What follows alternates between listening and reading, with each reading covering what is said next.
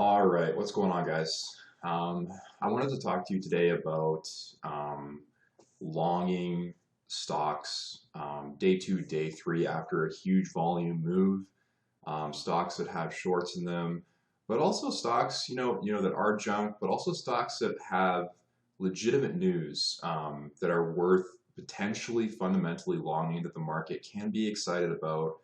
Um, so basically have a fundamental reason to potentially go up. 50-50 chance people don't fully understand the news and also have shorts in them. So what I want to do is talk about the fundamentals, talk about the technicals, key points, and what to look for in price action when they're going up, and how to participate in the trade. So again, as usual, I'm going to do two different stocks instead of one, slightly different scenarios. So I'm going to spend about 7 minutes on each one and go from there. So the first thing I want to do is SLDB, and I want to look at the first day that it ran. Ran from $3. I saw it here and said it was going to 6. That's exactly where it went. The reason I said it was going to 6 is because it had news saying that the FDA had lifted the clinical holds that it had placed on it. And when the FDA originally placed this hold, the stock had crashed from $10 to $2. So naturally, I was bullish from 3 to about 6. I won't go on all the technical analysis of the yearly resistance because we just don't have enough time. But the point is that this was decent news.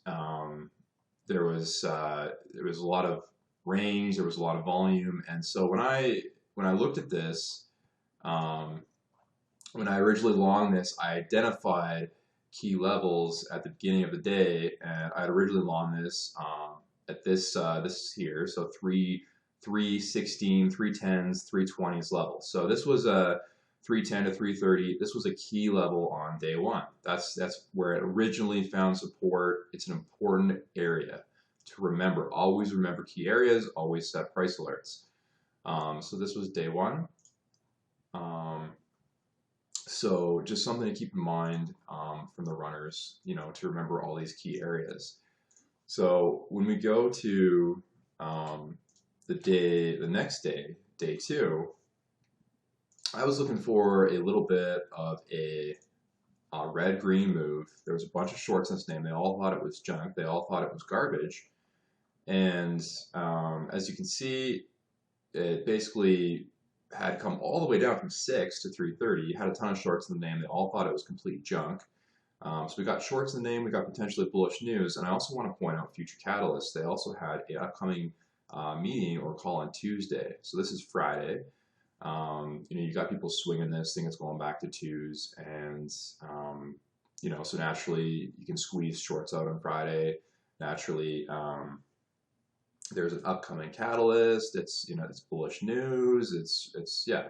So there's a lot going on. So what I was looking for was this was closing price up here at I believe it was somewhere around 340, 350. So basically it opened right and found support right at 325, which is exactly what I was looking for. And when it originally opened, as you can see, not much happened. There wasn't crazy volume. And in fact, you look at the volume sticks, like there was a little bit on VWAP, came down. There was like no volume here, which is very unusual for stock when it first opens. And then it was bam, right? Just like this massive move. And I was like, whoa. That is something else, right? And so what I wanted to see in my scan was a bounce off these levels and a move that was light. So when I say light, I mean the stock can do a move like this. It can just float up. There's not much selling resistance. There's a lot of buying. So there's shorts covering. There's people buying long. And that's what makes these kinds of huge moves happen. So I immediately got long 330s. I added 350s, sold a touch, and rebought, sold, and was just buying versus VWAP. And my plan was 4 plus. And as you can see, it went just right over 4. And the reason I was looking for 4, again, using technical analysis, so trying to figure out a time frame when you're going to be selling. If you go back to 4, you'll see this was also a key area on the first time that it ran up here at 4 and had a little bit of support here as it found its way back up. So 4 was a bit of a key area on the chart. As you can see, it also used 4 as support before it used an after-hours squeeze. Then this was just simply using a tiny 1-cent squeeze over this area here and VWAP, and that's what they used for squeeze after hours. So I also did a long here at 4 and added for the after-hours squeeze, but that's a different trade. So what I'm talking about today is just that red-green move. I'm talking about why I used 320. I'm talking about what the price action looked like. It was light, it was fast, it was bullish, dips held, trend never broke, and that's the things that you're looking for in the name. So I hope that helped with the reason why fundamentally the future catalyst, what the news was, what the ranges were. It's very reasonable. Something else to keep in mind is there was no bounces in this stock the first day. So, you know, why wouldn't go back up a little bit and retest some of those key levels, especially when you're playing with some shorts. Like, look at the volume difference in comparison. There must be some massive short positions in here that need to cover, and who knows if they all covered, right? Like down into here, there's not a lot of volume to get out. So, and if you're thinking it's going back to 2.3, why would you cover it 3.3? That's a whole dollar, right? So definitely some people that were still in there, and as you come back up here, you're probably sweating just a little bit. So yeah. So the other name I wanted to look at was CTIC. This name basically said that they were doing NDA, and they were able to basically expedite their trial and just do their NDA, submit their stuff to the FDA, and just get things going right away. And it essentially changed the entire value of the company. And you know, I don't know if it was worth 3 or 4. I talked to a very smart bio guy. I also do a lot of biotech research and investing, and we kind of thought it was worth at least, you know, potentially $4 long term and $3 short term. So, you know, everybody was super short biased on the name the first day that it ran. This is a little bit of what we would call a ridiculous after hours move. You got to keep in mind this was way down at 1 and then had really bullish news. Maybe at the time it was only worth 2, but you know, after hours things tend to run a little bit wild, especially in this market.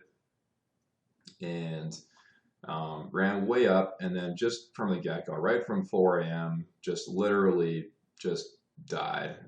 Just sold all day. There was no bounce, just versus VWAP. There was no real squeeze, no bounce. And again, day 2, there's 2 different days we can go over here. Both really long from the get-go, from red-green. But same thing on this stock. You can see here on day 2 at 9:30 when it first went, it literally perfectly used 2. And 2 was a key level during that day for support. It's a whole number, it's a psychological number. You know, all the shorts are excited to cover under 2. And so, you know, a few people didn't cover under here, they didn't see it, and suddenly everyone's like, oh shoot, I missed it, and they start covering, and now the longs are in for the perfect long. And it'll typically go a little bit further than you're expecting. So using, again, technical analysis, 2.5 was a super key level. I won't zoom in the chart right now, but 2.5 was a open resistance level. It had spiked multiple times to 2.5. It had an intraday squeeze over VWAP, literally to 2.5. Again, 2.5 is a psychological level. 9:30, so the open price, which is also important, is 2.58. Typically, people will use that as a psychological or as a fear level for shorts. You know, when it's open over that price, because basically what that means is like anybody who shorted on this day above that level is basically underwater. Doesn't matter where you shorted, you're underwater, and that's the fear zone. As simple as that, right? Everybody's red on their screen, and that's not cool, right? So, and that's exactly, you can see they closed it at like 258, right? Like, come on, like to the cent. Basically saying, okay, we're flat, we're safe. and then they let it come back down. Now it held over under VWAP, and again, this is the same thing I want to talk about. The same thing, weak open, red green from the close. They literally used the breakout level of 2.5 right here. And so we can go into the most recent day and talk about that.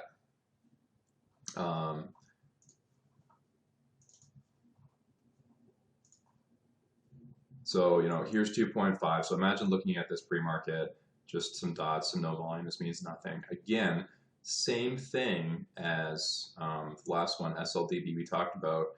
Literally on the open, no volume, right? Just like bam, bam, bam, down to not much. And then there was this. So this is a very common, very different price action than SLDB. And that's why it's important to recognize the price of stock you have, how your stock trades, how thick the float is, and all of that, because this may not be as a bouncy, huge range or spread in the stock. So, but this is a very common pattern that I want to talk about. I'm glad there was these two different examples, because this isn't one that you necessarily buy the dips. There really isn't a lot of dips in this. This is a bullish move, a squeeze, plain and simple. There's nothing, up, down, testing about this. This is like, I'm going up and here I go. And this is what we call like just a ramp, a steady up.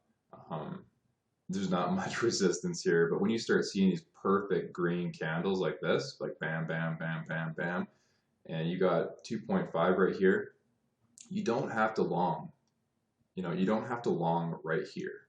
Right? This is like, whoa, I'm interested. Like, sure, you could grab a very small position, but what you're really looking for is you're watching this, and this is consolidation. So this would probably be right here, interesting, maybe on a dip or something, tiny little starter, right? We're talking really, really small, and then this is your confirmation, right?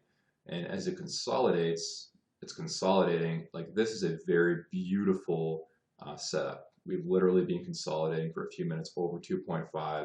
You can add or you can start here. This is your absolute confirmation, highest volume. We've gone over that last peak of 2.58. We are now in the fear zone, and we're consolidating, consolidating, consolidating, consolidating. And you can buy any dip here, and then once you realize that this isn't a parabolic, this isn't a quick rip, this isn't a done and out, as it trends up, you can actually just continue to add to a winner. Obviously, as it gets further up, this is kind of silly to add up here, because it would be nice for a pullback at some point, and you're getting near 3, which is a psychological level. So selling around 290s, 280s is smart, because you are getting your 3, you are getting your psychological level, and you want to see how high this thing really wants to go. So selling 280s, 290s, a lot of your position, and then just waiting and seeing. So what I did when I handled the stock was I kind of waited to see what it wanted to do, and I watched this, and it failed, came down, and then it held, and I just kind of watched it and watched it and watched it and watched it. And when it perked here, that's when I was like, okay, this stock is special, this stock is doing something, and this is a nice perk. And I bought kind of on the candle all the way down, about 292, and came back up. You can rebuy the dip based on that prior area here and sell into a nice 20-cent range.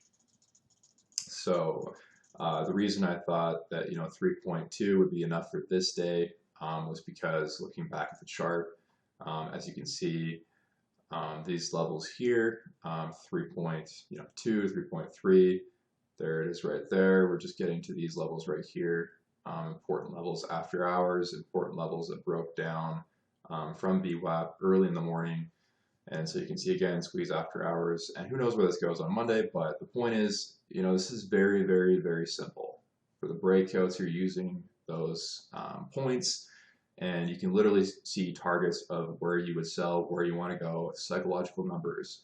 So yeah, just understanding the news, understanding the simple technical analysis, understanding who's trading the stock, and just understanding the price action, and just making your way into your position. So I hope that helped, guys, and we'll see you next time.